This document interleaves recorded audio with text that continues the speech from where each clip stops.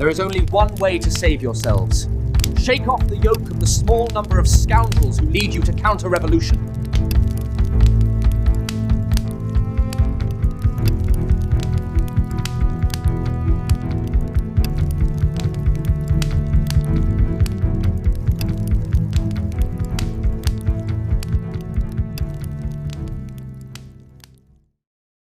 I found myself in Beaucaire on the last day of the fair. By chance, I happened to have for dinner two merchants from Marseille, one from Nîmes and a manufacturer from Montpellier. After several moments spent getting to know one another, it was learned that I came from Avignon and that I was a soldier. The minds of my companions, which had been fixed all week on the course of trade that increases fortunes, were at that moment focused on the outcome of the present events on which survival depended. They sought to know my opinion in order, by comparing it with their own, to correct themselves and acquire probabilities about the future, which affected us differently. The Marseillais in particular seemed less impulsive. The evacuation of Avignon had taught them to doubt everything. All that remained was great concern for their own fate. Confidence soon made us talkative, and we began a conversation roughly as follows. Is Carteau's army strong? They say it has lost many men in the attack. But if it is true that it was repelled, why then did the Marseillais evacuate Avignon? The army was 4,000 strong when it attacked Avignon. Today it is 6,000, and in 4 days it will be 10,000. It lost 5 men and 4 wounded. It was not repelled, since it made no formal attack. It skirmished around the city, tried to force the gates by attaching petards, fired a few cannon shots to test the garrison, and then had to withdraw to its camp to plan an attack for the following night. The Marseillais numbered 3,600. They had more numerous and heavier artillery, yet they were forced to cross back over the Durance. This may astonish you, but only veteran troops can resist the uncertainties of a siege. We were masters of the Rhône, Villeneuve, and the surrounding countryside, and could have intercepted all their communications. They had to evacuate the city. The cavalry pursued them in retreat. They took many prisoners and lost 2 cannon. That is not the account we were given. I do not wish to contest it with you, since you were present, but admit that it will get you nowhere. Our army is at X. 3 good generals have come to replace the first. New battalions are being raised in Marseille. We have new artillery trains, several 24-pounders. In a few days, we will be in a position to retake Avignon, or at least to remain masters of the Durance. That is what they tell you to lead you into the precipice that deepens every moment and which may engulf the finest city of France, the one most deserving of patriots. But they also told you that you would cross France, that you would set the tone for the Republic, and your first steps were failures. They told you Avignon could resist 20,000 men, you the Nîmois cavalry would crush the Allobroge, and they were already at Saint-Esprit and Villeneuve. They told you 4,000 Lyonnais were on the march to aid you, and the Lyonnais were negotiating their own accommodation. Recognize then that you are deceived, grasp the ineptitude of your leaders, and beware their calculations. The most dangerous advisor is self-love. You are naturally spirited, and they lead you to your ruin by the same means that has ruined so many peoples, by inflating your vanity. You have wealth and a considerable population, which they exaggerate. You have rendered brilliant services to liberty, which they remind you of, without noting that the genius of the Republic was with you then, whereas today it abandons you. Your army, you say, is at X with a large artillery train and good generals. Well, whatever it does, I assure you it will be defeated. You had 3,600 men, half of whom dispersed. Marseille and some refugees from the department may provide you with 4,000 men. That is a lot. You will have 5,000 to 6,000 men, without cohesion, without unity, unseasoned. You have good generals. I do not know them. I cannot contest their skill, but they will be absorbed by details, not supported by subordinates. They will be able to do nothing to sustain the reputation they might have acquired, for it would take them 2 months to properly organize their army, and in 4 days Carteau will be beyond the Durance, and with what soldiers? With the excellent light troops of the Allobroge, the old Burgundy regiment, a good cavalry regiment, the brave battalion of the Côte d'Or, which has seen victory preceded 100 times in battle, and 6 or 7 other corps, all veteran militias, encouraged by their successes on the frontiers and against your army. You have 24 and 18-pounders and believe yourselves impregnable. You follow popular opinion, but the professionals will tell you, and fatal experience will demonstrate, that good 4 and 8-pounders are just as effective for field campaigns and are preferable in many respects to the large calibers. You have newly raised gunners, and your adversaries have artillerymen from line regiments who are masters of their art in Europe. How little you understand the spirit of men and the moment. Everywhere there are two parties. From the moment you are besieged, the sectionalist party will be in the minority in all the campaigns. The examples of Tarascon, Orgon, and Arles should convince you. 20 dragoons were enough to restore the former administrators and rout the others. From now on, any great movement in your favor is impossible in your department. It could have occurred when the army was beyond the Durance and you were intact. In Toulon, minds are very divided, and the sectionalists do not have the same superiority as in Marseille. Therefore, they must remain in their city to contain their opponents. As for the department of the Basses Alpes, you know that almost all of it has accepted the constitution. We will attack Carteau in our mountains, where his cavalry will be of no use to him. As if an army that protects a city were master of the point of attack. Moreover, it is false that there exist mountains near Marseille difficult enough to nullify the effect of cavalry. Only your olive groves are fast enough to complicate artillery service and give great advantage to your enemies. For it is in broken country, by the rapidity of movements, the accuracy of service, and the correctness of distance elevation, that a good artilleryman has superiority. So, you think we have no resources? Could it be the destiny of this city, which resisted the Romans and preserved some of its laws under the despots who followed, to become the prey of a few brigands? What, the Allobroge, laden with the spoils of Lille, would dictate the law in Marseille? What, Dubois de Crancey and Albite would have no contradictors? These men, thirsty for blood, whom the misfortunes of circumstances placed at the helm, would be absolute masters?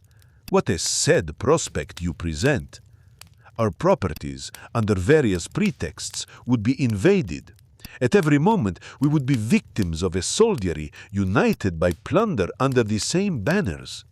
Our best citizens would be imprisoned and perish by crime. The club would lift its monstrous head to execute its infernal projects. Nothing is worse than this horrible idea. Better to risk victory than to be a victim without alternative. That is what civil war is. One tears, abhors, and kills without knowing. The Allobroges, what do you think they are? Africans? Inhabitants of Siberia? Not at all. They are your compatriots, Provençals, Dauphinois, Savoyards. They are believed barbarous because their name is foreign. If your phalanx were called the Phocian phalanx, one could credit all sorts of fables about them. It is true that you reminded me of a fact, that of Lille. I do not justify it, but I explain it. The Lislois killed the trumpeter sent to them. They resisted without hope of success. They were assaulted. The soldier entered amid fire and death, and it was no longer possible to restrain him. Indignation did the rest. These soldiers you call brigands are our best troops, our most disciplined battalions. Their reputation is above slander. Dubois Crancey and Albite, steadfast friends of the people, have never deviated from the straight path. They are villains in the eyes of the wicked. But Condorcet, Brissot, Barbaroux were also considered villains when they were pure. The prerogative of the good is to always be ill-reputed among the wicked. It seems to you that they show no moderation with you. On the contrary, they treat you as misguided children.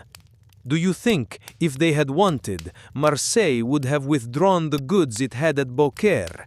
They could have seized them until the end of the war. They did not wish to do so, and thanks to them, you can return home safely. Ah, your soldiers have degenerated from the army of 1789. That army did not wish to take up arms against the nation. Yours should follow that fine example and not turn their weapons against their fellow citizens. With these principles, the Vendée would today have planted the white flag on the walls of the Bastille restored, and the camp of Jalais would dominate Marseille. The Vendée wants a king, wants a counter-revolution. The war of the Vendée, the camp of Jalais, is that of fanaticism. Ours, on the contrary, is that of true republicans, friends of the laws, of order, enemies of anarchy and villains. Do we not have the tricolor flag? And what interest would we have in wishing for slavery? I know well that the people of Marseille are far from those of the Vendée in matters of counter-revolution. The people of the Vendée are robust and healthy. Those of Marseille are weak and sickly. They need honey to swallow the pill. To establish the new doctrine, one must deceive them. But after 4 years of revolution, after so many plots, conspiracies, human perversity has developed in various ways, men have perfected their natural tact. This is so true that despite the departmental coalition, despite the skill of the leaders, the multitude of leaders of all enemies of the revolution, the people have everywhere awakened at the moment when one believed them spellbound. You say you have the tricolor flag. Paoli also bore it in Corsica to have time to deceive the people, to crush the true friends of liberty, to be able to draw his compatriots into his ambitious and criminal projects.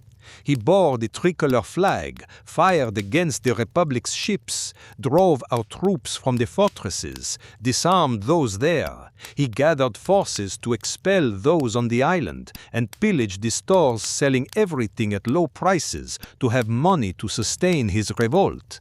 And he devastated and confiscated the property of the wealthiest families because they were attached to the unity of the Republic. And he had himself named Generalissimo and declared enemies of the homeland all those who remained in our armies.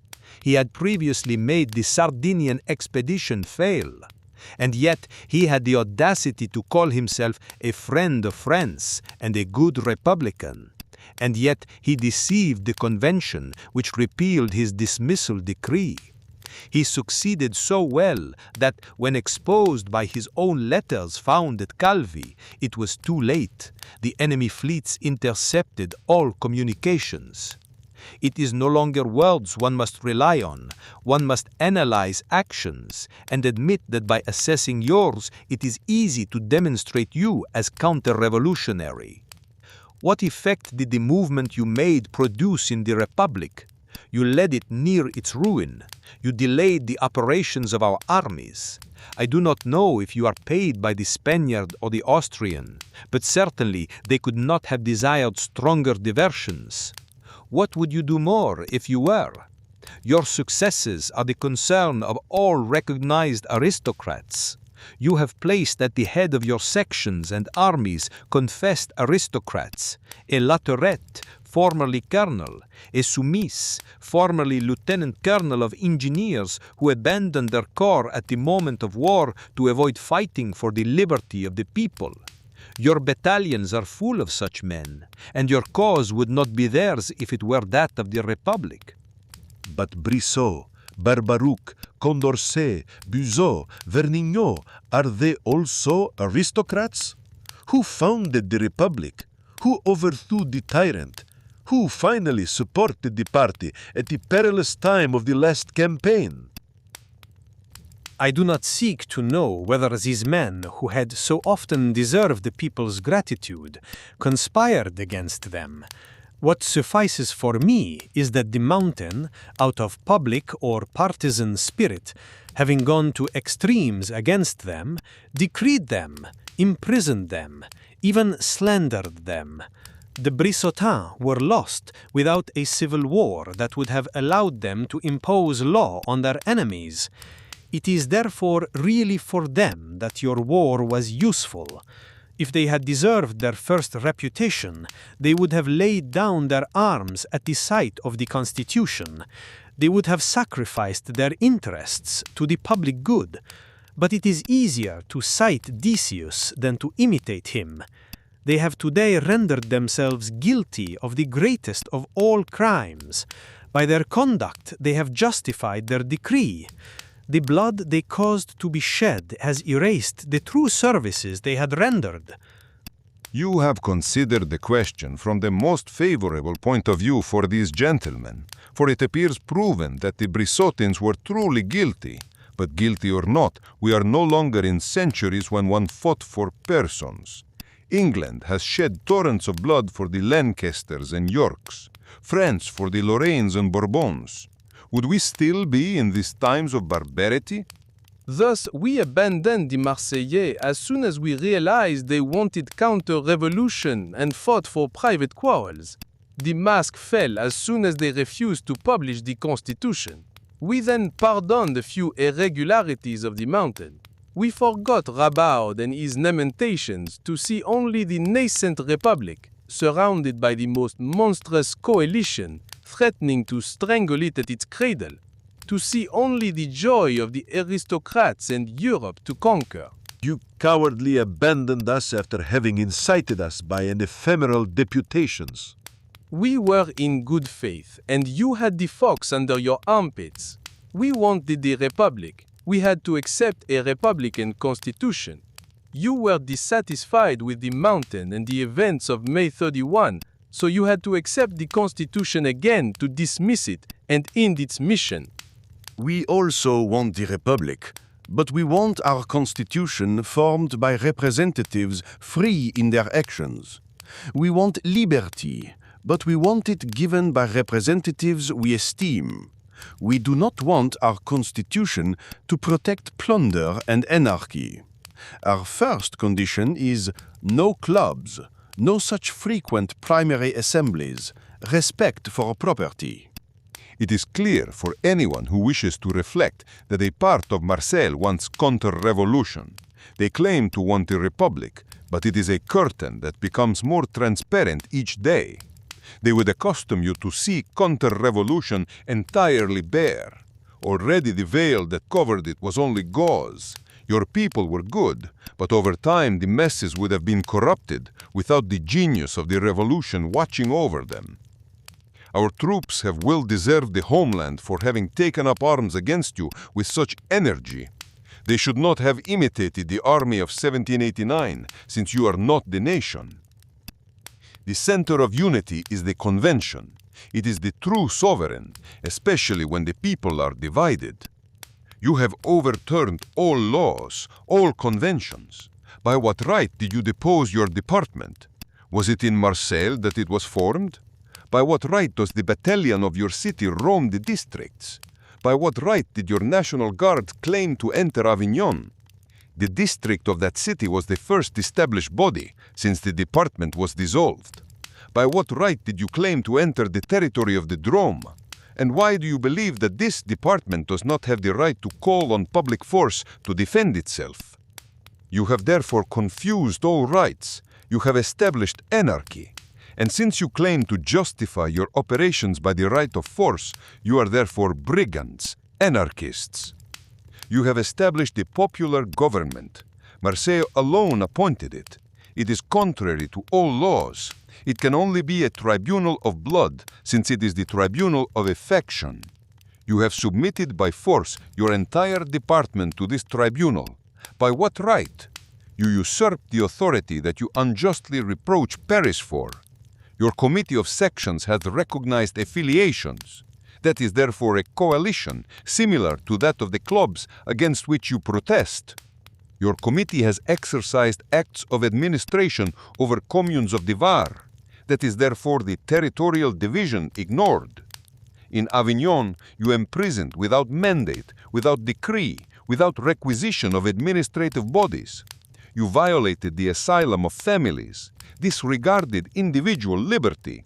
You cold-bloodedly murdered in public squares. You repeated scenes whose horror you exaggerated, which afflicted the origins of the revolution, without investigation, without trial, without knowing the victims, only on the designation of their enemies. You seized them, tore them from their children, dragged them through the streets, and made them perish on their saber blows. There are up to 30 victims you thus sacrificed. You dragged the Statue of Liberty through the mud. You publicly executed it. It was the object of all kinds of abuses by a frenzied youth. You slashed it with sabers. You cannot deny it. It was noon. More than 200 of your people attended this criminal profanation.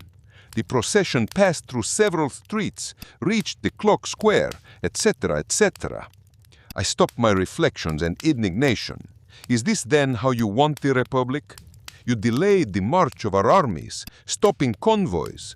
How can one refuse to see the evidence of so many acts and spare you the title of enemies of the homeland? It is obvious that the Marseillaise harmed our operations of our armies and wanted to destroy liberty. But that is not the point here.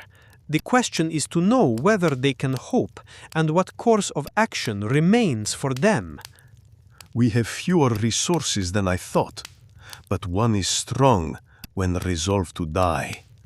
And we are so, rather than submit again to the rule of the men who govern the state. You know that a drowning man clings to every branch. So, rather than allow ourselves to be slaughtered, we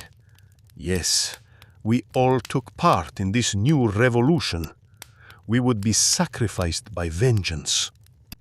2 months ago, there was a conspiracy to slaughter 4,000 of our best citizens.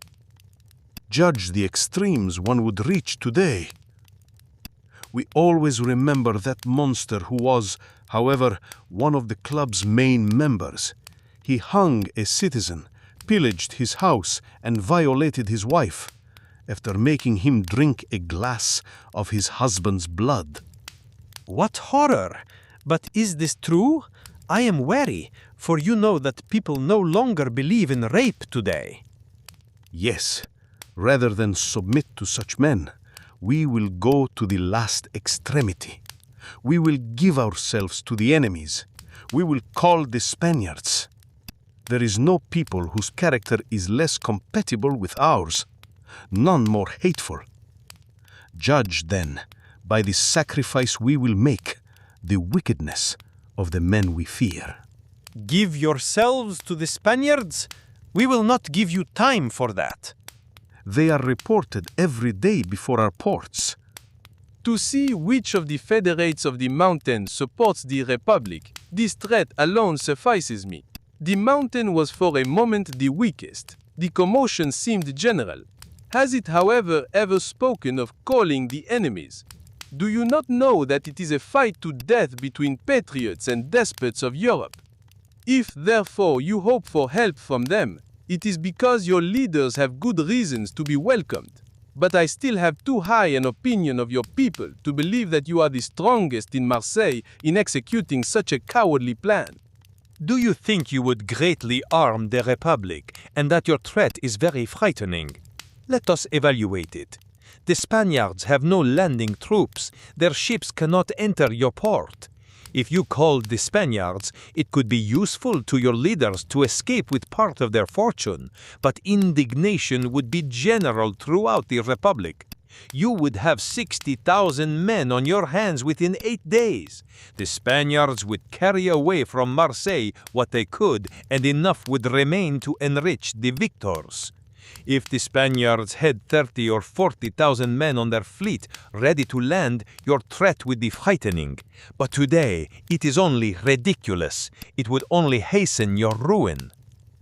If you were capable of such baseness, there would not be a stone left in your splendid city. Within a month, the traveler passing over your ruins would believe you destroyed for 100 years. Believe me, Marseillaise, shake off the yoke of the few scoundrels leading you to counter-revolution. Restore your constituted authorities. Accept the Constitution. Return freedom to the representatives. Let them go to Paris to intercede for you. You have been misled. It is nothing new that the people are misled by a few conspirators and intrigues. At all times, the ease and ignorance of the masses have been the cause of most civil wars. Ah, sir, who can do good for Marseille? Will it be the refugees arriving from all corners of the department? They are interested in acting desperately. Will it be those who govern us? Are they not in the same case? Will it be the people? Part does not know its position. It is blinded and fanatical. The other part is disarmed, suspected, humiliated. Thus I see with deep affliction misfortunes without remedy. You are finally reasonable. Why would such a revolution not operate on a large number of your fellow citizens who are deceived and in good faith? Then Albit, who can only wish to spare French blood, will send you some loyal and skillful man. There will be agreement, and without stopping for a single moment, the army will go under the walls of Perpignan to make the Spaniard dance the Camargnol, proud from a few successes. And Marseille will always be the center of gravity of liberty. It will only be a few pages that need to be torn from its history. This happy prognosis lifted our spirits. The Marseillaise heartily paid us for several bottles of champagne, which completely dissipated worries and anxieties. We went to bed at 2 in the morning, giving each other a rendezvous for the next morning's breakfast, where the Marseillaise still had many doubts to propose, and I had many interesting truths to tell him. 29 July 1793.